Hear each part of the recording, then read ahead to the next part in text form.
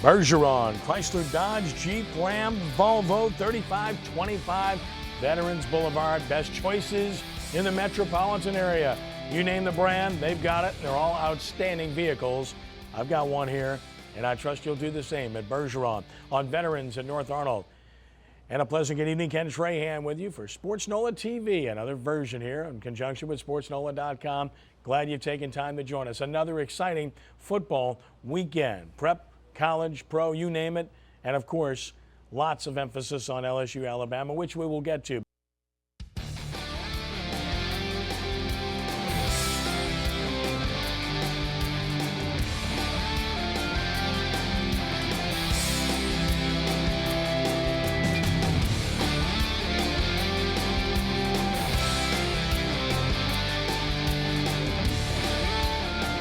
Pretty special numbers on Darren Sproles and Jimmy Graham. Who needs wide receivers, right, when you have those guys? Oh, it's nice to have a Marcus Colston and a Lance Moore around as well. Ken Trahan with you from Bergeron Automotive here on Veterans in North Arnold. Every good vehicle you can imagine, you name it, they've got it. Volvo, Chrysler, Dodge, Ram, Jeep, they've got them here at Bergeron, and you should get them too. Come on by and visit Bergeron Automotive. As always, our analysts are here to break it down, and that starts with former New Orleans Saints wide receiver and good friend Torrance Small. Torrance. Glad to be back.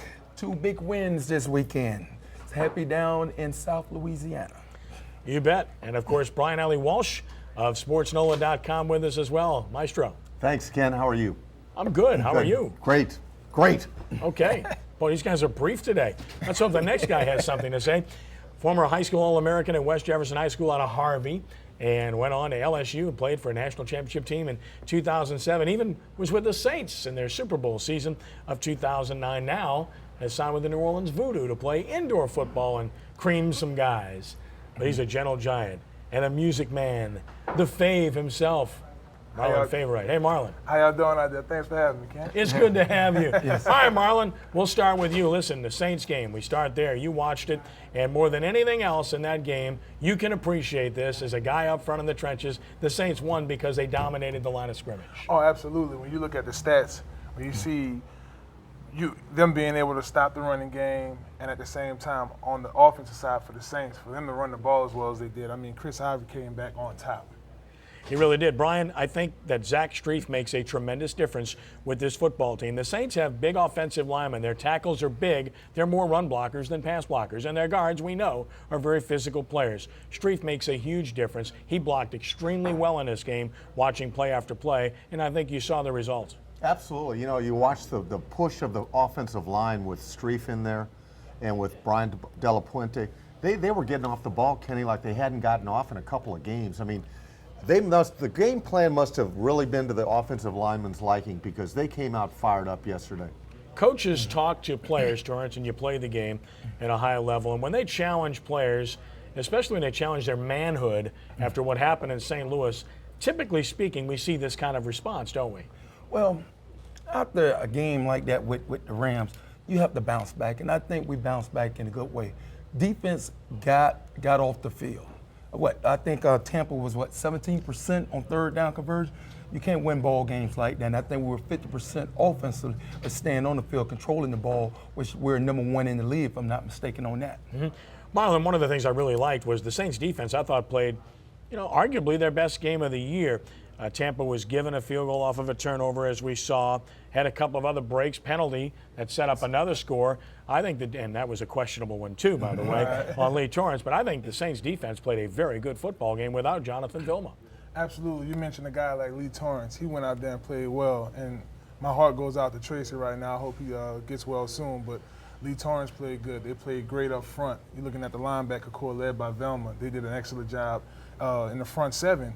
DBs played good. Roman Harper handled this business. I mean, I was happy to watch the game. Yeah, not only that, Tampa didn't help themselves in this game. Too many penalties at the wrong time. Blunt with the punch at a time when they were in the red zone. They ended up getting another penalty after that, and they got pushed back and they got out of field goal range. So they didn't help themselves in this game. I think they had too many penalties. Brian Blunt cost himself a lot of money with his college histrionics in one particular game. And Yeah. I think maybe we saw evidence of his lack of patience again yesterday. Yeah, the only difference was this was an open palm yesterday. So maybe he won't get fined as much. But, Right. you know, with Ernest Graham 3 weeks ago, Kenny, actually I thought Ernest Graham gave them a better chance to win than LeGarrette because Ernest can catch the ball as well. So I agree with T on this. I just think that Tampa Bay, it's hard to imagine, Kenny, that this team had a week off. Getting ready for the Saints. They look like they still were suffering from jet lag going to London, you know, they really did. Exactly. They did not come prepared. They let their emotions take over. That's the sign of a young team. Undisciplined, 9 penalties. The sign of a young team, and they showed their Absolutely. age. I've been saying all year long, guys, I don't think they're that good. I think they're an average football team. And I think that's what I looked at yesterday, and the score was not indicative of the game itself. All right, let's talk about the other thing that really got my attention and really stuck in my craw was penalties and a couple of the calls that were made. Brian, as you start with the interference on Lee Torrance, I don't know what you can do as a defensive back if you're going to call pass interference on that, which set up a Tampa Bay score. Yeah, I agree totally. You know, the way the rules are written, everything is written in the offensive favor. The receiver, the quarterback, and, you know, defensive guys in some cases, they just throw their hands up and like, what can I do? What must I do to get a call? And I think that was a perfect case of that.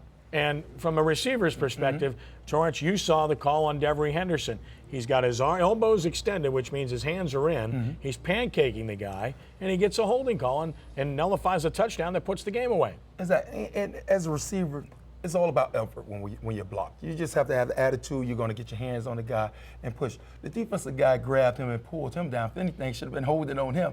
But they make bad calls sometimes, playing receiver that force on the other end, that what you were talking about. We want to make contact. We want to give the illusion that we had a pass interference. Did you ever do that? Did you? Oh, plenty times. Plenty times. Right. Hey, when I saw it, I understood. Yeah, but I didn't hear you. like it. Yeah, you were going good call. All right, in the interest of fair play, I got to get a defensive guy involved in the conversation.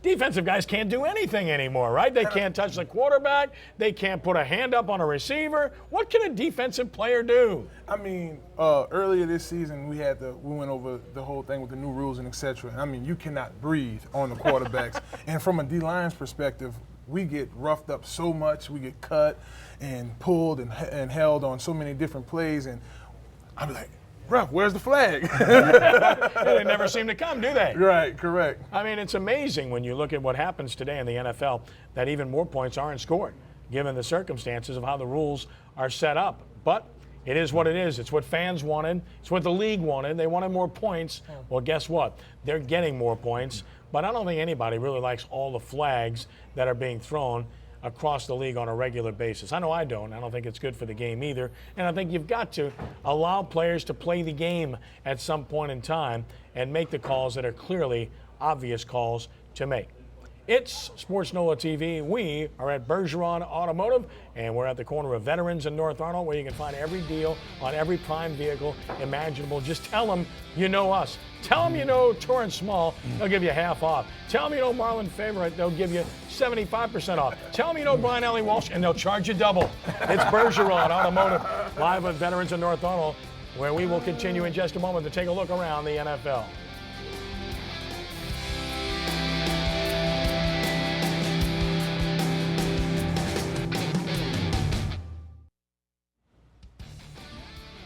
Our trivia question for sportsNOLAtv. Here it is. Drew Brees had a passer rating of 101.4 in Sunday's win.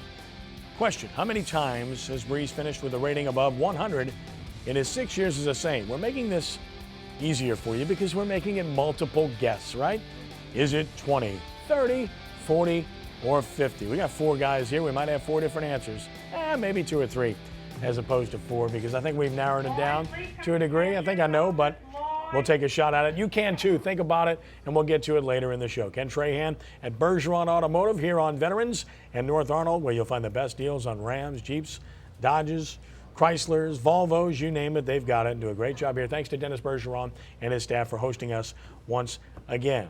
Taking a look at the NFC South, here are the standings as of our games of this past weekend. The Saints by a half game over the Falcons, and of course by a game and a half over Tampa Bay, and Carolina trailing the pack. Why is it uneven? Because the Saints have not had their bye week yet, and the others have. that will even itself out. And, of course, the Saints and Falcons with a big game yet to come. So, Brian, as we look at the division, this is really all about next week. The Saints and the Falcons are the two best teams in this division, and these two games that they play are going to decide this division. Absolutely. I mean, really, things are kind of developed with what we all thought. It's going to come down to, as you said, the Saints and the Falcons and who wins those two games easily. Marlon, as you look at the Saints and the Falcons in the matchup, Falcons, they've added a lot of speed on defense in the last couple of years. They made a big trade to get Julio Jones to enhance their offense. So they've done everything they can to combat the Saints. Speed on defense and adding another big receiver on offense. Absolutely. And when that game is played, it's going down both times. So I'm looking forward to seeing how that game plays out. And as you mentioned, Atlanta did some things. I feel like Atlanta structures their team to play New Orleans, so it's going to be very interesting. I'm looking forward to it. Torrance, I mentioned Julio Jones. Of course, they have Roddy White already outside. Tony Gonzalez, still a really good player at tight end. That's a lot of weapons for Matt Ryan, who also has an outstanding running back, as we well know. Well, they got all these weapons now, and they want to try to change the team and become a throwing team. Atlanta, what got you where you are right now is Burner Turner. Run the ball. That opens up everything for Matt Ryan. I think they're just trying to pass the ball too much, and they find themselves getting in trouble. But I think if they run the ball a little bit more, then Atlanta will be more effective, because that's one thing we have problems with, stopping the run. Saints should have swept the Falcons last year. Of course, the Hartley field goal miss cost them one in New Orleans. And then the game in Atlanta last year was a defensive struggle between these two offensive football teams. Let's take a look at the NFL scoreboard from this past weekend. Boy, the Jets are starting to look pretty good. They looked bad to start the year. They look good now. And New England, look out. They've got the Patriots next week. Houston, this is a dark horse team in the AFC, gentlemen, I believe. And when they get Andre Johnson back, look out. And the Dolphins have been coming close. This time they kicked the door in and win easily. Then you got Dallas, ho-hum win over a bad team. Atlanta, ho-hum win over a bad team. San Francisco, not the most impressive offense, but their defense great, and they've only lost one game, and they're in great shape. Then you had Tim Tebow. I guess all the haters are shutting up for a week. He looked pretty good. 2 touchdown passes, 2 touchdowns running, over 100 yards rushing, and they beat the Raiders on the road. How about Patrick Peterson, one of the highlight reel returns of all time to win a game in overtime against St. Louis? Green Bay rolls on. Aaron Rodgers is in another planet right now. Cincinnati, big surprise. Andy Dalton's been outstanding. The Giants, big time win on the road. Eli Manning in the discussion for MVP. With all due apologies to Aaron Rodgers, who's got it wrapped up. In Baltimore, with a big time comeback win over Pittsburgh last night. So, Brian, as you look at these results, what stands out in your mind from those results and about the NFL right now? Well, I'll tell you what, San Francisco, if you look at the remaining 8 games, they've got 5 inside their division, which is a bad division. 2 games against Arizona, 2 games against St. Louis, and 1 game against Seattle. They're 7-1, and they play 3 tough games. You know what? They're looking at a number 2 seed if they continue to stay on the positive track. Marlon, what stands out in your mind? Anything that caught your attention yesterday? Oh, absolutely. I'm going to go ahead and go with the New York Giants and the Patriots game. Eli is definitely making a campaign for himself to be the MVP, defeating the Patriots on yesterday. So I'm looking forward to looking at both of those teams coming up soon. Torrance, what did you see that impressed you? I'm happy to see the Dolphins get a win. Finally get on the board. What is Kansas City doing? I was expecting a little bit more out of them. Yes, but I'm happy to see the Dolphins get a win. Reggie Bush had put 2 solid games together. Yeah, 2 games in a row. He's played very well. Happy to see that from him. Yeah, he has, and the Dolphins are a little bit better than their record. That's pretty obvious at this stage. As always, each and every week we have a fan segment where we allow fans to step in and ask questions. And our fan question brought to you by State Farm Insurance. And thanks to Kurt LeBlanc and Nancy Miller for their support. State Farm Insurance, official sponsor of sportsNOLAtv. So, we ask you to state your name and fire away, sir. My name's Daniel. I'm from Metairie, and my question is, as good as Ivory's been running, when Ingram gets healthy, what do they do? Well, that's $1 million question, Brian. Maybe I should say $4 or $5 million question? Well, you know what? It's one of those luxuries that the Saints can afford to make, and Sean Payton's going to have to make it. But I think it's a great situation to be in. Mark Ingram is still a short yardage guy, but Chris Ivory's got fresh legs, and I'll tell you what, he looks quicker than he did last year. Physically strong. Yeah. Marlon, what do you think about the Ingram situation? Like you said, it's a $4 or $5 million question. The Saints have 4 great running backs, and I don't know how it's going to go down. It's going to be a tough decision on the coaching staff. Looking forward to it. I'm looking forward. If it was me, if I was the coach, I'll try to play all of them. 4 guys, huh? Torrance? It's not enough balls out there. Yeah. It's just not enough for everyone. But let's look at this. Ingram did not lose his job. Mark did not lose his job. He got injured. When he comes back, he'll resume as as the starting running back. And if someone goes down, we'll bring Ivory back. He's good to have as insurance. You know what? I don't think it's important who starts here. I think in their package schemes and stuff, they're all going to get touches. Now, if they're all up, you got to be able to play special teams, T. So that's important. That's critical for all those guys, and several of them do. So, well, I think that's a separator. Yeah, that's it. That's right there. And the reason I said that it's a $4 or $5 million question is obvious. Mark Ingram is an investment. The Saints traded up to get him, and as a result, he's going to be a guy that's going to be on the field and play. I know that Sean Payton has been fair. He's kept free agent running backs ahead of draft picks, and clearly this is a case where he would do it if he felt it was the best thing to do. But Ingram is an investment. When we return in just a moment, we'll take a look at LSU and Alabama as sportsNOLAtv continues from Bergeron Automotive in Metairie.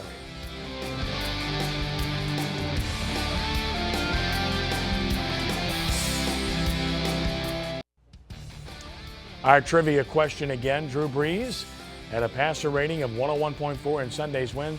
How many times has Brees finished with a rating above 100 in his 6 years as a Saint? And the answer is, there you go. It's highlighted, it's C, it's 40. And the Saints, by the way, 33-7, speaking of 40, when the Saints achieved that quarterback rating for Drew Brees. So there's your answer, and the Saints need to get that more often, right? They'll win games if they do, and if they run the ball well, then they'll certainly win games. That's a litmus test. Look, the Saints run it well. They gain over 100, they typically win. They gain over 150, they absolutely win. If you run the ball, you're still going to win in the NFL if you do it successfully. Well, there wasn't a whole lot of yardage made in the big showdown between LSU and Alabama, but that is no surprise given these incredible defenses. Over 102,000 people going nuts at Bryant-Denny Stadium. And you look at this game, and this is all about the kicking game. Cade Foster, 44-yard field goal. That's not happening. And speaking of kicking games, Les Miles has a very good one. And I predicted the kicking game would decide this game, and I turned out to be a prophet this time, thanks to Brad Wing, who already, in my mind, is the best punter in the country. Look at this punt. He's done this all season long. Tremendous effort. Pins a Crimson Tide back. And then speaking of kicking games, once again, Alabama trying a long-distance field goal. Okay, Brian, everybody making a big deal about Saban trying long field goals. What else are you going to do in those situations? You're not going to go for it unless it's 4th and 1, which it wasn't. You're not going to take a penalty and back out and punt the ball. You're going to try field goals, right? Yeah, I would think so, Kenny. That would have been my only other deal, would have been to take a penalty and pin them back, because obviously both coaches, both teams felt that this was going to be a defensive game and in field position. So in this case, you miss a field goal. Now you give LSU great field position. And he even tried, another kicker for a long field goal, and that didn't work either. Marlon, I mean, you watch this game, tremendous defense on both sides. Obviously, the kicking game ultimately decided it. LSU makes field goals, Alabama doesn't. And then, of course, Brad Wing punts the ball like you wouldn't believe. My hat goes off to Coach Thomas. I mean, special team coach for LSU, he really did his best. Whatever he did to put it together. I mean, I'm sitting here a proud Tiger because they did great on special teams. All 3 phases showed up on both sides of the ball. So my hat goes off to LSU and their special teams. Well, Torrance, you're an offensive guy. This wasn't your kind of game, and the passing game certainly wasn't there. But one of the things we noted, and we'll talk about the quarterback situation later, but this was a game that I think Les Miles played it differently than he would have played it if he was at home. On the road, he played conservatively. He played safe not to lose the game, and I think that was a smart thing to do given his defense, given the hostile environment, and given his kicking game. Yes, he talked to a lot of different people, and everybody was wondering why he was so conservative. You have to play the game. It's like a chess match, and I think he called it right. I think they played it right. I think he brought Jefferson in at the right time and got Jerry Lee out of there. He tried. He wasn't moving the offense. So I think they did great overall. A great coach game by. Yeah, that should have been a touchdown there. Jefferson's throw was very, very short for Shepard, who had to wait on the pass. He did have a little bit of pressure, but if he makes a pretty good throw there, it's an easy touchdown and obviously changes the game. But Jefferson did a really good job. Brian, I've said all along that Jarrett Lee should be the starter. He's earned that, but that LSU needed Jordan Jefferson if they wanted to win a national championship, and this is exactly the kind of game I was talking about. It's a perfect example, Kenny, what you're talking about, and I think Les Miles is going to need both down the stretch. Exactly. If they're going to claim the national championship, you're going to need an opportunity for some guy to come in and change the complexion or make a play. And we're going to debate. That's what Jordan did. We're going to debate that in the next segment. But Jarrett Lee, he looked like the freshman all over again in this game. We haven't seen that in quite some time, Marlon. He had that scared look in his eyes, didn't he? He did. I have to be honest with you, but if you look at this game traditionally, two quarterbacks, Matt Flynn and Ryan Paralleau, back when we won a national championship in 07, both quarterbacks is going to have to contribute in order for LSU to make it to the national championship and win it. We're going to have to. We saw the interception by Mo Claiborne there at Torrance. There is no better secondary in the country than LSU's. Oh, no. As a quarterback, you don't want to play against these guys. I guess the best thing for Jared Lee in this Here's game. the play of the game. Yeah. No, great play right there. And that right there helped Jared Lee out with his two interceptions. You know what's really interesting, Marlon, is that Les Miles is known for his trick plays. Nick Saban tries a trick play with Marquise Mays throwing a pass, and Eric Reed makes a tremendous play, comes off of his man, gets there. That's just an athlete making a play. LSU won this game by recruiting a kid like this. Absolutely. I couldn't agree with you more, Ken. That was a huge play. Just sitting there watching that play. Eric Reed, if I had to pick one guy when I go to Baton Rouge to shake hands with, I'm going to shake hands with Eric Reed because he showed up on defense along with the rest of the guys. Well, I'm watching coverage, Brian, and Lou Holtz, who seldom has anything good to say about LSU, is saying that this is a catch. How can you possibly conclude that? The referee's ruling was an interception. The replay was an interception. The replay showed that, the tight end did not have possession. He was trying to possess the ball, and Reed takes it, and as he goes down, he's got the ball. The rule is they're both entitled to that ball, and it looked like Reed had complete possession. And it was not simultaneous possession because the receiver never had possession. Right, exactly. So, and I'll tell you what, you made a great point, Kenny, is that he came off his player to make the play, and it was clearly, if they win the national championship, that could be the play that seals it for them right there. Playmakers make plays. Not only that guy made plays, with defending for the ball, but he came up. He was making some nice hits up on the line against you know the what? run. If they score there, guys, I don't know if LSU comes back. All right, I don't know if they come back from that touchdown because that touchdown, that's gold in this game. Oh yeah. Oh, touchdown was big in that game. I was talking to a buddy of mine the other day, and we were talking, and I said, this game is going to come down to one person's name who's barely mentioned, and that's Tommy Moffitt. Coach Tommy Moffitt. I know he had those guys inspired in that locker room. I know for a fact that coming out of that locker room, there was banging and ready because it was a war. Like you said, it was a 3-point spread, and defensively, both teams showed up. If you look at the stats, running-wise, you have a guy that's up for the Heisman only having 89 yards. Come on. LSU, baby, all day. We did our thing out there. I'm excited over here. Y'all got as I look at this game, I'm surprised you don't have any purple and gold. Well, I wore my ring. I wore my ring. He's got his national championship Show ring. that ring right There we there. go. That's it. There we take go. that. There's a championship ring. There's a Tiger ring. All right. Here's my ring 2007 right here. version. That's the 2007 version, and they're hoping they put a 2011 version together soon, too. I just thought it was so interesting when you look at this game that LSU got it done. Offensively, their only effective set and play was lead option with Jordan Jefferson, which makes me crack up because that was a big criticism of Gary Croton. They ran that thing over and over again with Jefferson to no avail. It was always a poorly run play, and it worked great in this game. Why? Because the spacing was better, Jefferson executed better, and because of this. LSU's defense is incredibly fast. Alabama's defense is incredibly physical.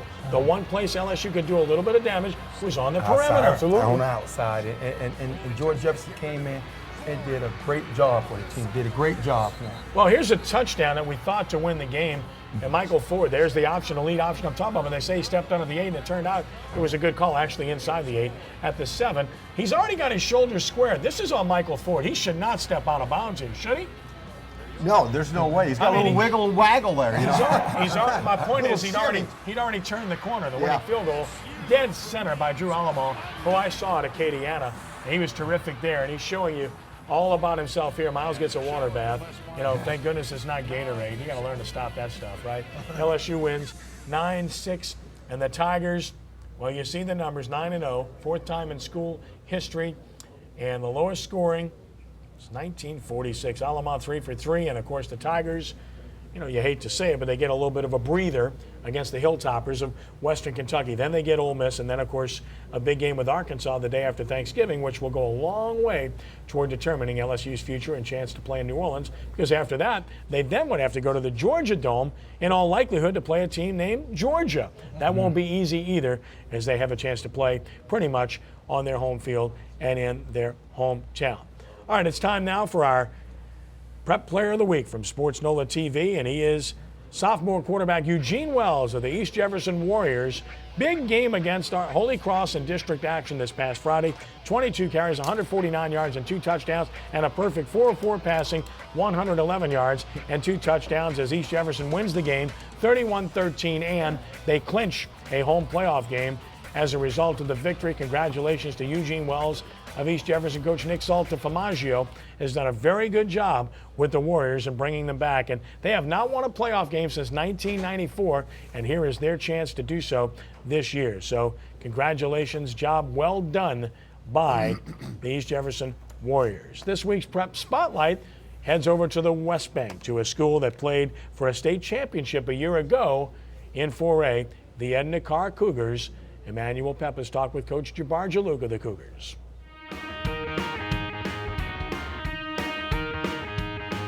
Coach Jalouk, there's hardly been a breather for you guys for this season, but talk about how this team has only really gotten stronger as the season has progressed. Well, you know, we want to be playing our best football late in the season.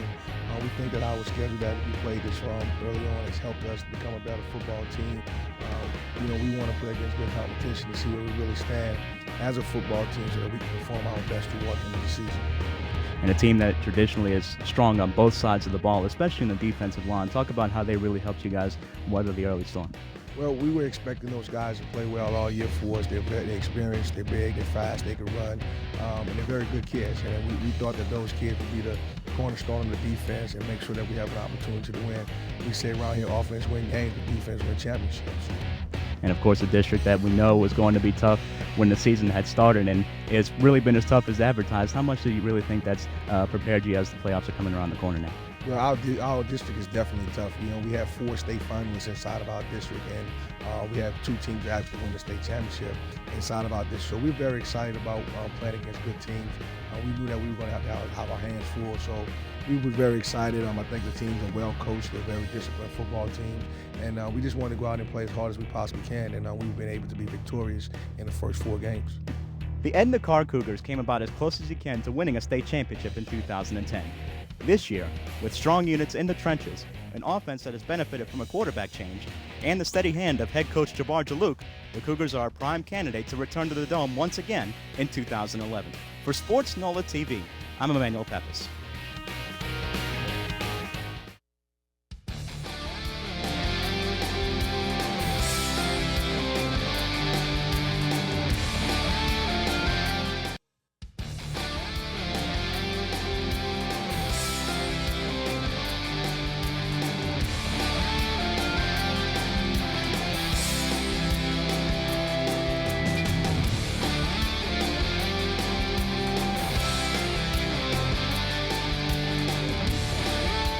All the information on LSU you could possibly want. My op-ed is there, and other analysis from the LSU win over Alabama, and they're number 1 in the BCS. Of course, you can also read about the Saints. Brian has his piece on the Saints' victory over the Buccaneers. High school, everything imaginable on the playoff brackets, which we have up, and the big story surrounding Lakeshore being back in the playoffs, bumping Riverdale out. All of that at sportsNOLA.com. Best site on the web, anytime, anywhere. Believe it. Try it. If you haven't, you're missing out. Well, it's time now for our hot seat segment. This is what we do each and every week, where we put Mr. Brian Alley Walsh on the hot seat. And today's topic involves LSU. Nick Saban versus Les Miles. Jordan Jefferson versus Jarrett Lee. The debate rages on. Brian, you have the floor. Jarrett Lee, Jordan Jefferson. Les Miles has created quite an interesting, compelling situation here with his two quarterbacks. What do you do down the stretch? You've got Western Kentucky, Ole Miss, Arkansas, SEC title game likely. If you bump Jarrett Lee for Jordan Jefferson, does Les Miles lose Jarrett Lee? If my feeling is keep Jarrett Lee right where he is, start him every game, and keep those packages designed for Jordan Jefferson.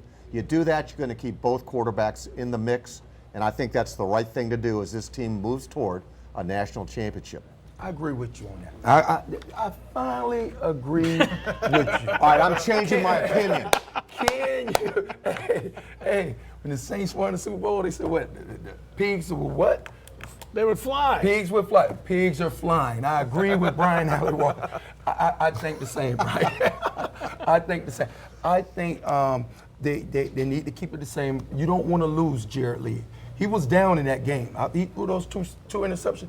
He was down. And I think that will help him, to let him get the start against a weaker opponent. And Marlon, wouldn't you agree that a change needed to be made there against Alabama? I mean, I don't think any of us would have a problem with that change at that point. Absolutely, but unlike my man Smalls here, I disagree. That's I would okay. start Jordan Jefferson.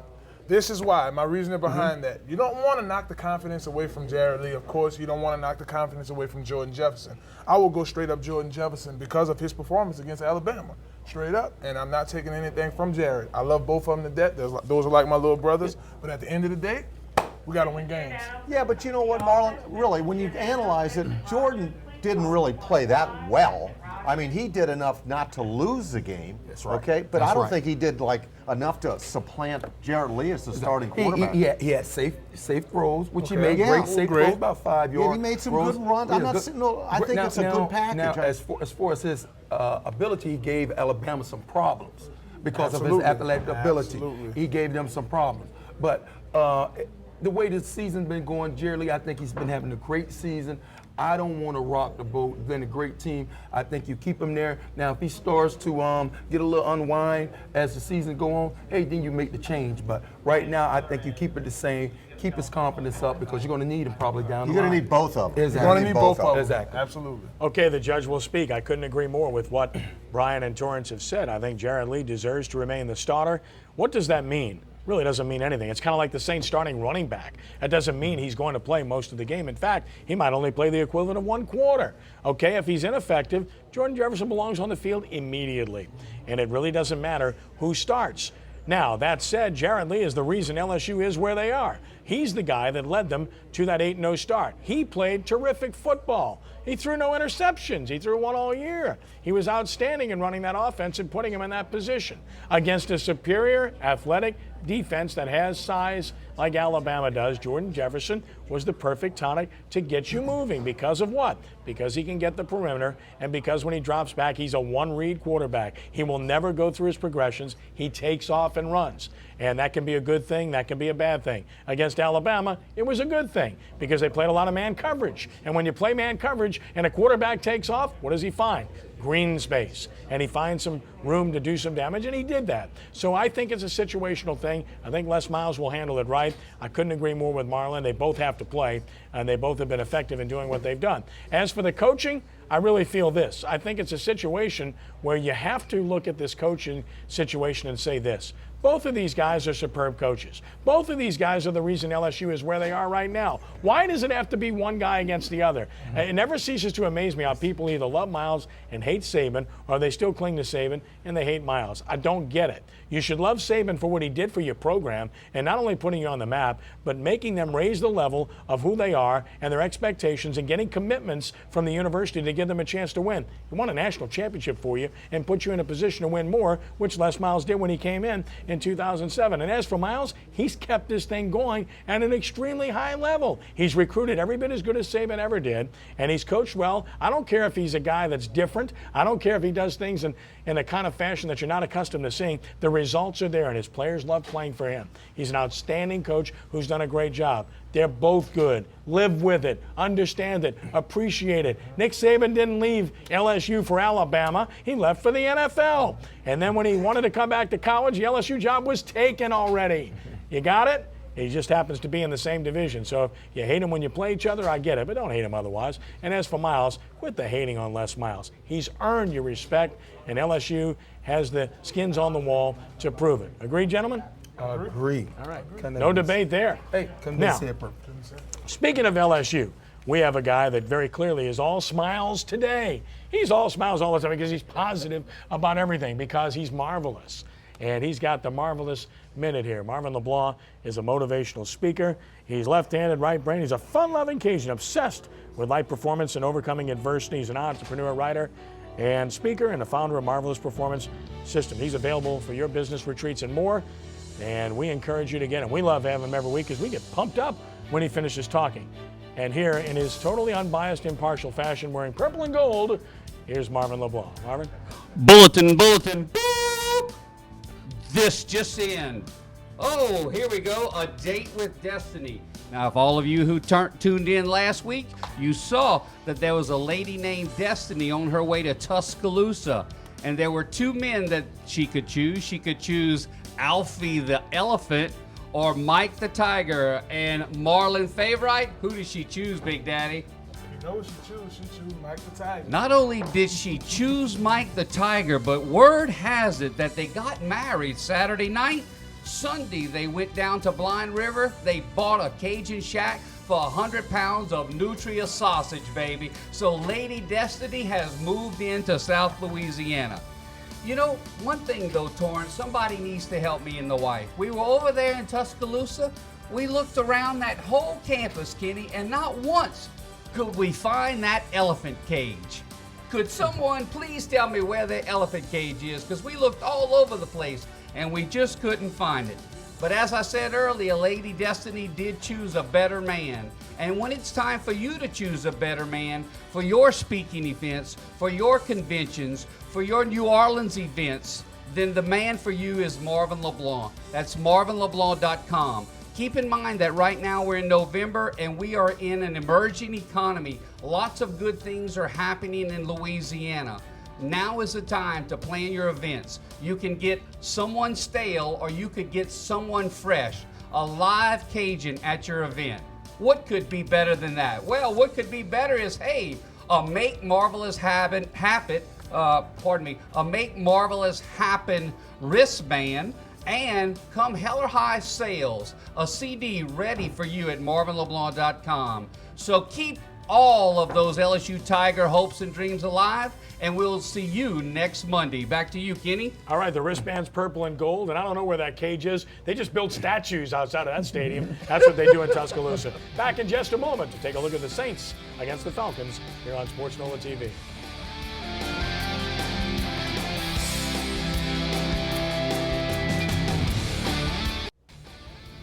sportsNOLAtv brought to you by Roly Poly, with 2 locations in the New Orleans area, featuring local delivery and casual catering. Check out their menu at rolypoly.com. Thank them for their support. Great food at Roly Poly. We're at Bergeron Chrysler Dodge Jeep Ram, 3525 Veterans Boulevard. We got Volvo here too. Come get your deal, and then we'll give you one and get you a great vehicle in the process. The Saints are driving a vehicle right to Atlanta to take on the Falcons, and I'll bet a bunch of Saints fans are doing the same, Brian. This is always one of those games, and it comes down to this. Obviously, these are the 2 best teams in the division. And it's an important game for them, Kenny, because they start a big stretch here after this game. They've finished 2-2 the last 4 games, and they need to put a string together here. And it needs to start in Atlanta, continue on what they've done with Tampa Bay. Drew Brees hasn't played that perfect game yet that we're used to seeing from him. He's had some good stretches, but could this be a game where he breaks out and has that Drew Brees type of game? Brian? Oh, I'm sorry. Definitely. There's no doubt about it. He's coming off a pretty good, manageable, serviceable game against Tampa Bay, Kenny. But I think he needs to, have that breakout game that you're talking about. Get All right, back Marlon. on track. It's in Atlanta. The crowd's the other way, but Sean Payton's 4-1 against the Falcons in Atlanta, so he's had success there. Oh, absolutely, Ken. And just like I mentioned earlier, these are 2 great teams. It's going to be a war there in the Georgia Dome. may the best team win. But as y'all mentioned earlier, you're looking at 2 great quarterbacks with Matt Ryan and Drew Brees offensively, and 2 great defenses as well. So it's going to be interesting to watch, and I think it's going to be a great game. Torrance, you said that Michael Turner should get the ball and they should run the ball to be successful. Conversely, the Saints really need to do the same thing, don't they? Yes, we have to get a balanced attack. If we're going to win this game, we have to have a balanced attack. I think we have to do more 60-40 with our run and pass, and I definitely think we're going to have to stop the run. We have to stop the run. I think Matt Ryan is best at play action. If he getting the run, he's going to be able to have that play action. All right, the upcoming schedule for the Saints is a pretty challenging one, and this is why this game's so big, because there's a bye week after this, and then 2 tough teams, the Giants and Detroit, coming in, Brian. It's a challenging schedule, and that's why the Atlanta game is so big. Yeah, when you look at the next 3 opponents, Kenny, they're all playoff potential type teams. So yeah, it is important. If they're going to establish themselves and work their way up in the seedings in the NFC, this is the stretch to do it. Marlon, of course, the Giants with Eli Manning are playing well, and the Detroit Lions have been a big surprise this year. Oh, most definitely. But for the New Orleans Saints, the bye week couldn't have come at a better time. Yeah. You're going into to play 2 great teams in New York, as we mentioned earlier, in Detroit on defenses. I mean, I'm a D-line guy, and I love their defensive line over there in Detroit, so it's going to be a great game. Yeah, they're physical and nasty. And Torrance, obviously, these are good football teams, and the Saints conceivably could lose 2 or 3. They can win 2 or 3, or they can win all 3. Well, it's the second half of the season. Second half of the season, this is when you want to get your wins in. This is when they really count. You can't afford to lose. So we look forward to after this taking this win out of Atlanta, and after the bye week, the long stretch. Marlon Favorite, it's been a pleasure having you with us. Remind everybody about where they can get your music, your website, and everything else real quick. You can follow me on Twitter, BigFave504 at Twitter. You can also go to my Facebook, Marlon Favorite on Facebook, my website, BigFave.com. Be on the lookout for some LSU songs by me and Allie Broussard, Kirsten Pittman, and my man D1, and be on the lookout for my next mixtape. And the New Orleans Voodoo, you're playing arena football. And You're going of course, indoors. well, you know I have to make a song for the Voodoo. So y'all can search me on YouTube, Big Fave on YouTube, and New videos. Indoor football, man. He's going to make the adjustment. Brian Ellie Walsh, Torrance Small, thank you, gentlemen. It's always a pleasure. Always great Thanks, to Kenny. be here. All right. Appreciate Thanks it, for Kenny. having me. Brian Ellie Walsh for Torrance Small and Marlon Favorite. I'm Ken Trahan saying thanks for joining us for sportsNOLAtv and sportsNOLA.com. Be a good sport, and God bless you one and all. We are rounding third and heading home. Go so long.